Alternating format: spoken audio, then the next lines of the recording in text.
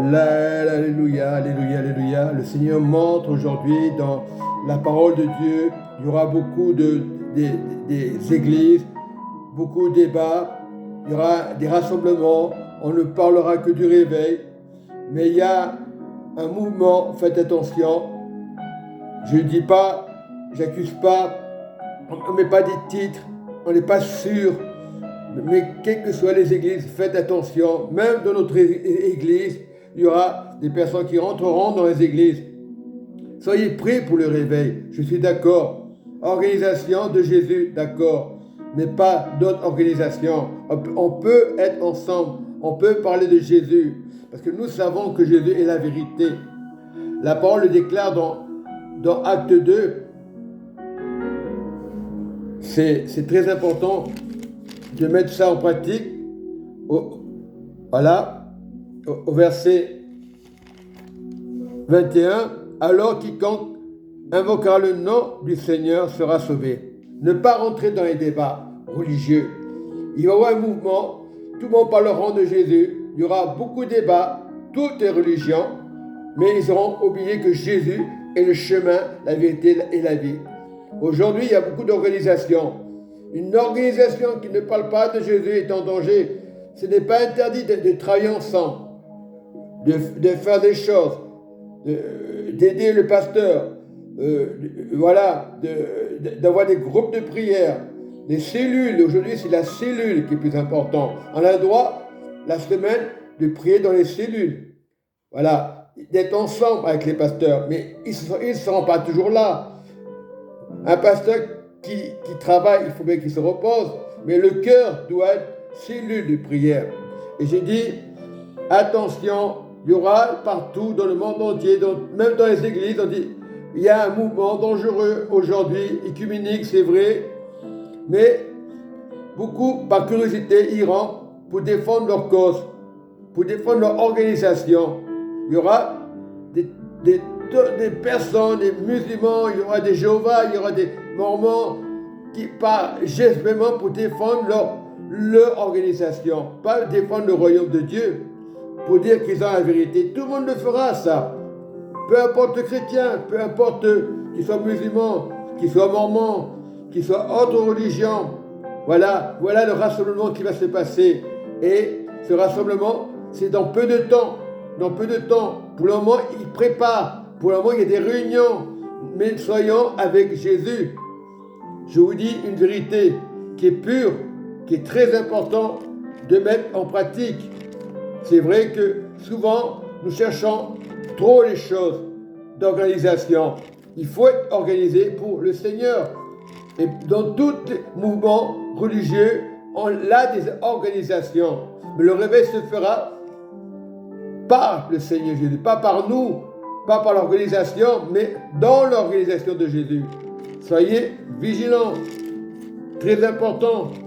Vraiment, dans Matthieu 25, on parle des 10 vierges.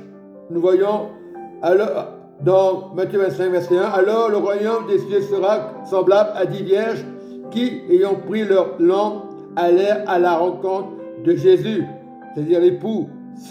5 d'entre elles étaient folles et 5 sages. Et dans l'église, c'est ça. Tu peux avoir des gens fous et des personnes sages. Et c'est important d'être sage avec le Seigneur. Nous voyons que les folles, en prenant leur lampe, ne prirent point d'huile avec elles. Ils n'avaient pas le Saint-Esprit. Voilà. Et c'est important d'avoir le Saint-Esprit. Important. Voilà, très important.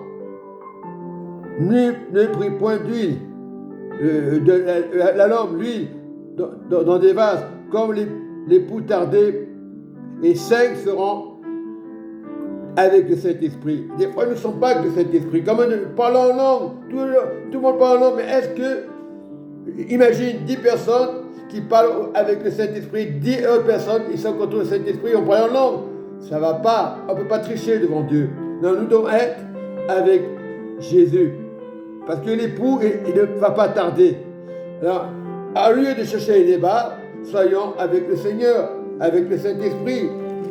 Et Acte 4, verset 12, il n'y a de salut en aucun autre, car il y a sous le ciel aucun autre nom qui ait été donné parmi les hommes par lequel nous devons être sauvés. Et celui qui sauve, c'est Jésus. Parlons de Jésus, parlons du Saint-Esprit, parlons du Père.